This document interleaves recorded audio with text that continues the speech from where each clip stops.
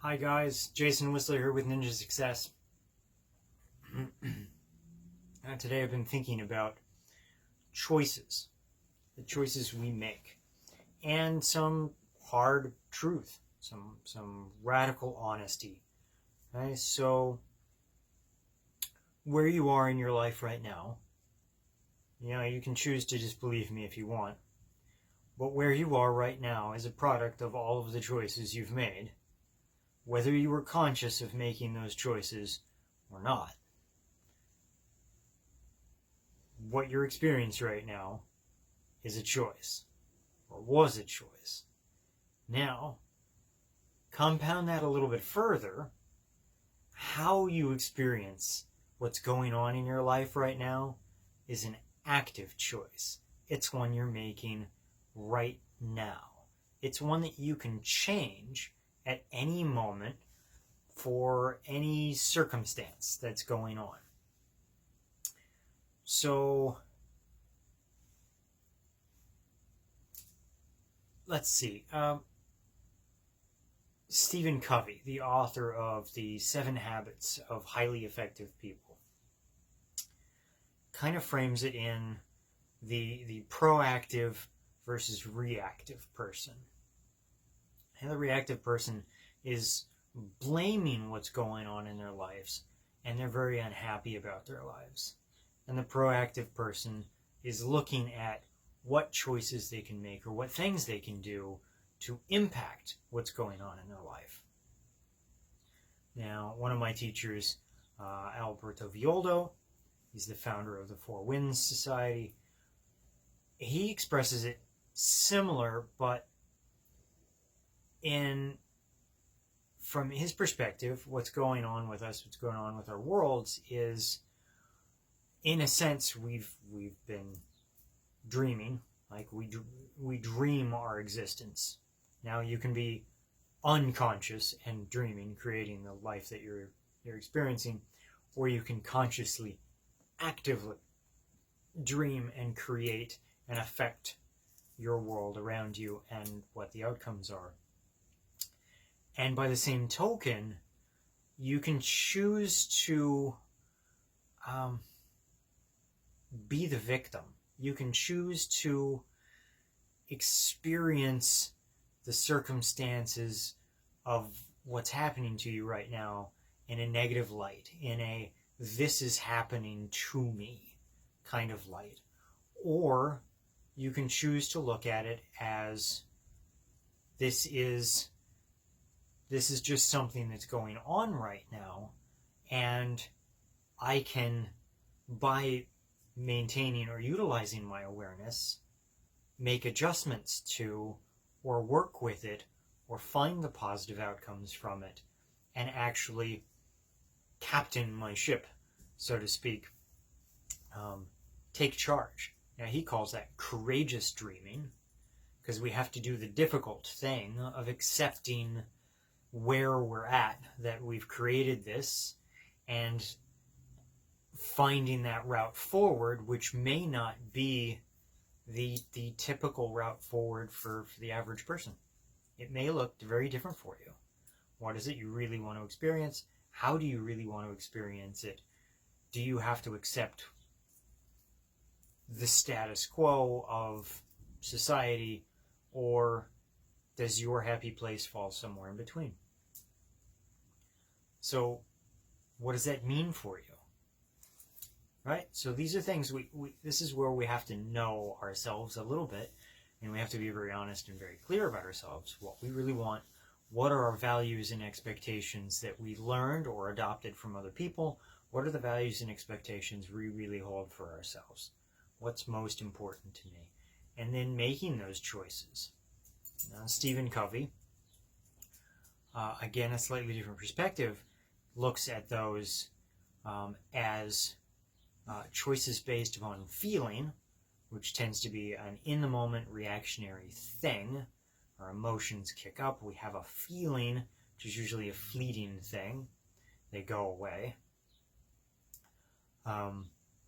But if you're making your decisions based on, ooh, I don't like that, and you run the opposite direction very quickly, that's a reactionary thing and might not actually get you to where you want to go. as opposed to making decisions or choices based upon values, what you're trying to create or accomplish, what you're trying to leave behind, what you're trying to do, what you're trying to become. So you can see that both of them, although coming from very different approaches to explaining the process, they're both dealing with choice, and they're both expressing that in order to really get to where we want to be at the long term, and even where we want to get to where we want to be right now, there are instantaneous choices, and there are conscious choices, difficult choices, and difficult things to accept and process and work on that we need to do right now to continue our forward momentum and do so in a way that's productive and helps us get to where we want to be. So whether you call that leading our lives by our values or courageous dreaming the world into being, that's your choice. Which one works to you? Which one sings to you? Which one inspires you to look around? Now, there is one small thing which can catch people up when they first encounter this kind of thinking.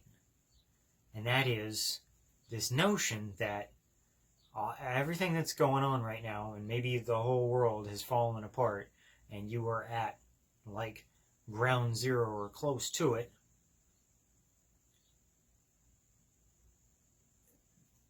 that the habit or the temptation is to accept that we created it, but then to start abusing ourselves because we created it.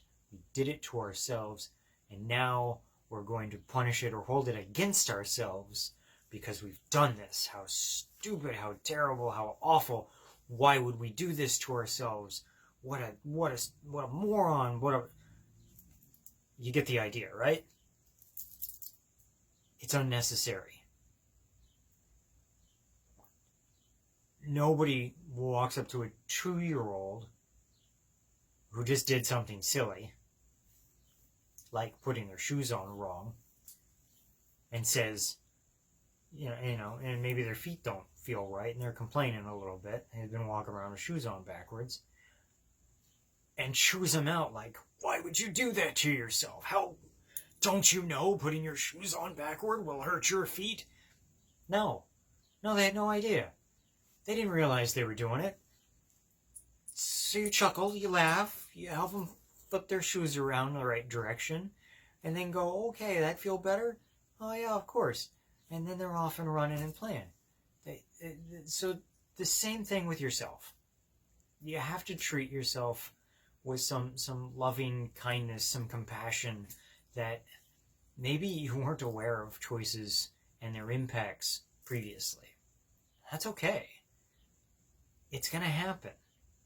And sometimes, even after you start to work on this and you become really aware of things, sometimes you're going to space out, somebody will hit a button just right, whatever, and in a moment of excited emotion and feeling, you're going to make a choice where you weren't really paying attention. It's going to happen. It's okay. You recognize it, realize it. This might have to play out. I have a lesson to learn from it. I can develop more awareness as a result of this. See, it still finds a benefit, but I'm choosing, and you can choose, to take whatever that non-aware, non-conscious moment and bring the benefit out of it so that it's okay. It's not something you need to beat yourself up over. You try to do a little bit better next time. Right? In fact, you don't just try. You work on doing a little bit better, being a little bit more aware, a little bit more conscious each day, and making a little bit better decisions so that over time your trajectory improves and you end up where you want to be. So I hope that gives you some really good food for thought. And I will see you next time on Ninja Success. And remember, in the meantime, Success Ninjas, never quit. See you later.